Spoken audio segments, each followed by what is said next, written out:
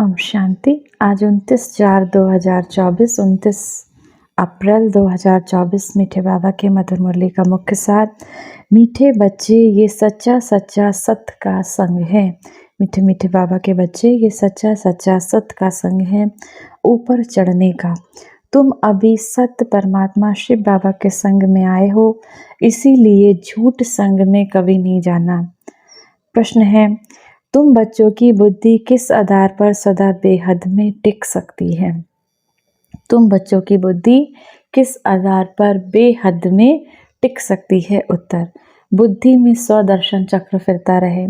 जो कुछ ड्रामा में चल रहा है ये सब नूंद है, तो बुद्धि में स्वदर्शन चलता रहे। कैसे स्वदर्शन चक्र करता चलाते हैं हम?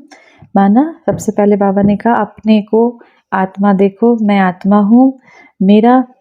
मैं आत्मा इस सृष्टि पर जब पाठ बजाने आई तो सुख ही सुख था। अपना सतयोगी स्वरूप देखो। पहले मैं आत्मा स्वरूप परम धाम में शिव बाबा के साथ थी, फिर मेरा सतयोगी स्वरूप, उसके बाद मेरा पूज्य स्वरूप, फिर मुझे बाबा मिला तो मेरा ब्राह्मण स्वरूप, और लास्ट में फरिश्ता स्वरूप। तो ये स्वदर्शन चक्र हमको घुमाते रहे। साथ ही साथ जो ड्रामा में चल रहा है ये सब इसमें फिक्स है, इसको हम चेंज नहीं कर सकते। सेकंड का भी फर्क नहीं पड़ सकता। वर्ल्ड की हिस्ट्री, ज्योग्राफी रिपीट होनी है। ये बात बुद्धि में अच्छी तरह आ जाए तो बेहद में टिक सकते हो। बेहद में टिकने के लिए ध्यान पर रहे कि अब विनाश होना है। ये बार बार हमको ध्यान रहे कि सृष्टि का विनाश होना है। हमें वापस हम आत्माओं के घर शांति धाम परम धाम जाना है। पावन बन करके ही हम घर जाएंगे। ऐसा नहीं बाबा कहते उस हमें हर आत्मा उस घर जाएगी, शांति धाम जाएगी, जो जो शरीर छोड़ेगी वो जाएगी। लेकिन हमें क्या करना? बाबा ने कहा पावन दुनिया में आने के लिए पावन बनकर आपको बाबा बच्चों को अपने साथ ले जाएंगे, जो बाबा के इस ज्ञान मार्ग में चल रहे हैं। तो पावन बन के ही हमको ले जाएंगे। धारणा के लिए मुख्य सार है, इस दुख धाम का बुद्धि से संन्यास कर शांति धाम और सुख धाम की स्मृति में रखना है। भारत की व अपनी सच्ची सेवा करनी है, सबको रूहानी नॉलेज सुनानी है। इस दुख धाम, इस कलयुगी दुख धाम को बाबा कहते हैं बुद्धि से संन्यास कर, बुद्धि से इसको भूल। हमको क्या याद रखना? शांति धाम जो हम आत्माओं का घर, उसके बाद सुख धाम आने वाली सतयोगी दुनिया। बाबा कहते हैं वो सुख की दोनों दुनिया को, एक शांति की दुनिया, एक सुख की दुनिया, इसको याद रखना है। भारत की व अपनी सच्ची सेवा करनी है। दूसरा, अपनी सतयुगी जन्म सिद्ध अधिकार लेने के लिए एक शिव बाबा में पूरा निश्चय रखना है। अंदर से अजपा जाप करते रहना है। पढ़ाई रोज जरूर पढ़नी है। वरदान है, सर्व संबंधों की अनुभूति के साथ प्राप्तियों की खुशी का अनुभव करने वाले तृप्त आत्मा भव। जो सच्चे आशिक हैं, वो बच्चे बाबा को जो सच में सच्चे से बहुत प्यार करते हैं, वे हर परिस्थिति में, हर कर्म में सदा प्राप्ति की खुशी में रहते हैं।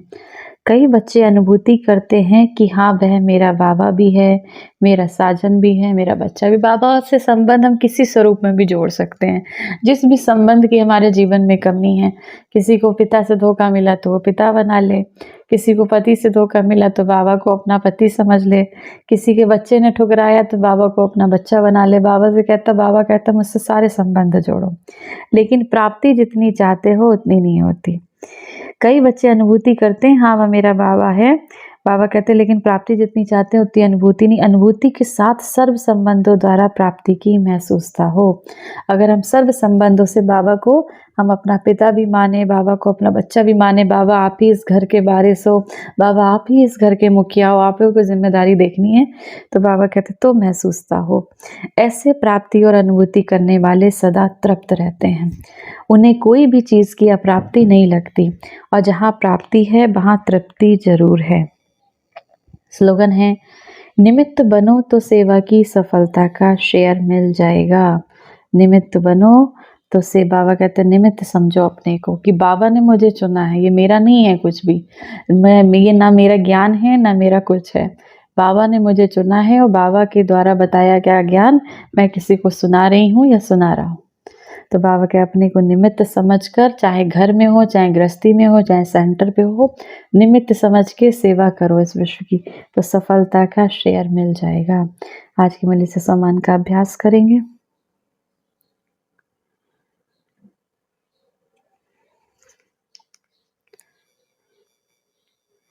मैं सतयुगी देवता हूँ। होमवर्क तो बाबा ने बताया, बहुत अच्छा। बाबा ने कहा आपको क्या करना है, इस कलयुगी दुनिया से संन्यास कर एक शांति धाम और एक सुख धाम को याद करना है। शांति धाम हम आत्माओं का घर, सुख धाम हमारी सतयुगी दुनिया, इसको याद करते रहना है। 1 मिनट के लिए पवित्रता के सागर परमपिता परमात्मा शिव बाबा की याद में अपने मन बुद्धि को स्थिर करेंगे। मैं विघ्न विनाशक आत्मा, विघ्नों को विदाई देने वाली, विघ्नों को समाप्त करने वाली मैं विजयी आत्मा हूँ।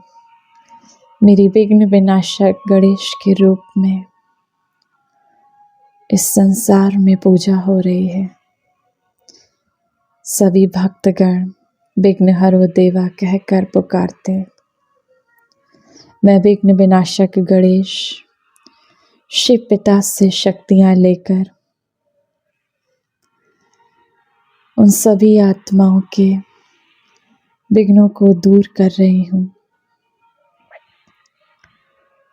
उनके विघ्न दूर हो रहे हैं,